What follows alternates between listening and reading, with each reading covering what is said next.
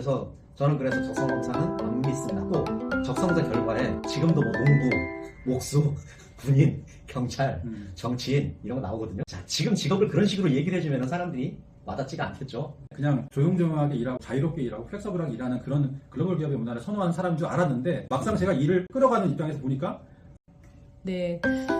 이어서 질문 드리도록 할게요. 적성검사는 진로 결정에 얼마나 신뢰할 수 있나요?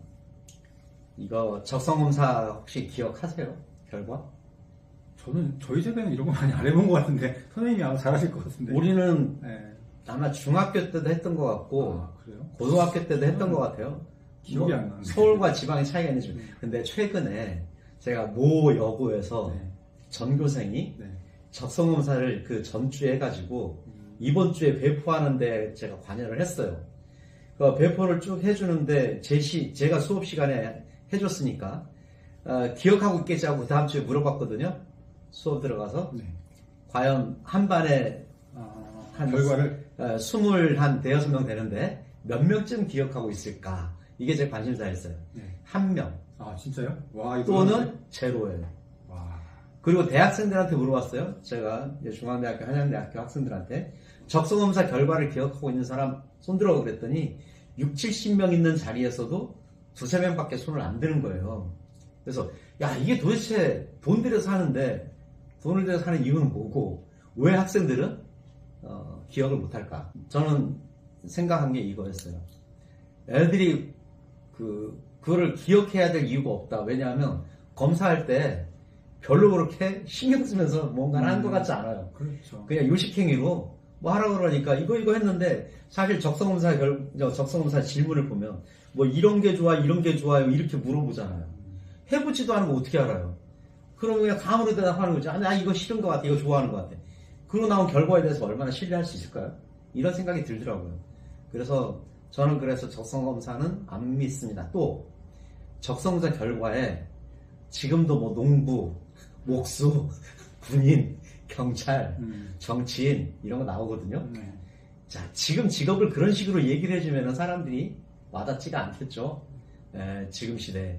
그래서 시대하고 맞지도 않고 차라리 그 AI한테 물어보면요 훨씬 더 잘 알려줍니다. 그렇겠네. 차라리 MBTI로 직업 추천해달라 그러면 오히려 그게 더 애들한테 기억에 남지 않을까.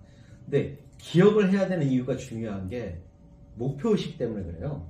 아, 나는 이런 게 적성에 맞다고 하니 나는 이걸 위해서 뭘 좀 준비해야 되겠다. 이렇게 좀 하는 게 목적이잖아요. 적성사는 목적이. 근데 그게 아무런 영향도 못 미치고 있으니까 사실은 시간만 낭비하는 거고 돈만 낭비하는 거 아닌가 이런 생각이 듭니다.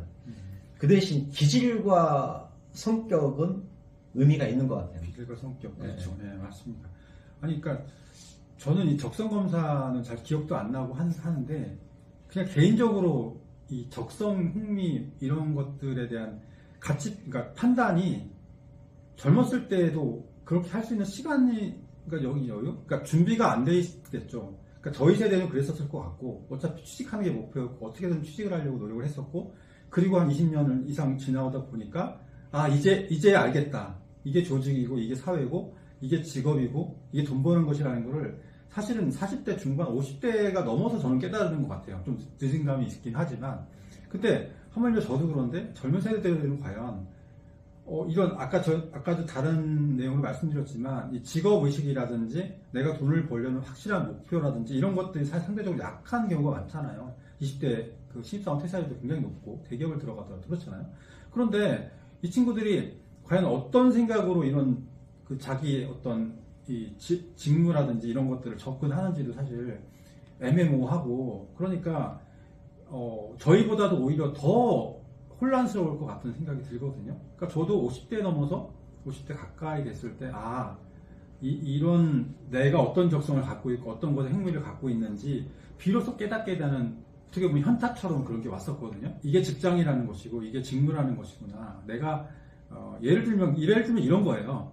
한 가지 딱 예를 간단하게 드리면 저는 외국계 기업을 주로 많이 다녔고 대기업도 다녀보고 중소기업도 다녀봐서 굉장히 다양한 걸 다녀봤는데 그래서 처음에는 글로벌 기업, 외국계 기업의 문화가 굉장히 유연하고 좋다고 생각을 해서 사실 열심히 다녔고 외국계 쪽으로 다니다가 어떻게 보면 삼성에서 잠깐 스카우트처럼 계속 잠깐 몇 개월 일하다가 이거는 내가 기존에 40대까지 일했던 대기업, 글로벌 기업의 문화하고 다르구나. 그래서 몇 개월 만에 박차고 외국계로 왔거든요. 외국계의 어떤 좋은 점을 많이 누리고는 있지만, 근데 어떤 큰 프로젝트나 일을 할 때 보니, 이거는, 어떻게 보면 대기업 문화의 어떤, 뭐랄까, 수직적인 어떤 그런 것들을 이렇게 쫙 이끌어가는, 리더십을 갖고 이끌어가는 그런 문화가 일을 더 프로젝트를 성공적으로 이끌어갈 수 있겠다. 라는 생각이 들 때도 있어요.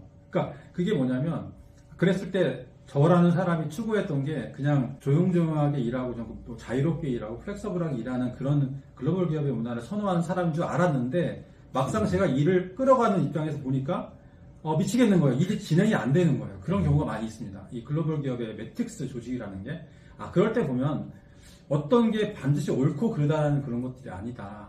그러니까 제가 말씀드리고 싶은 거는 적성이라는 진로나 이런 것들도 내가 사실 경험해보고 나중에 부딪혀봐야지 내가 이거에 더 맞고 이거에 덜 맞는 사람일 수 있고 이게 더 맞는 사람일 수 있다는 게 좀 감이 오는 거라는 얘기를 좀 간접적으로 말씀을 드리는 거예요. 그래서 그래, 네. 네.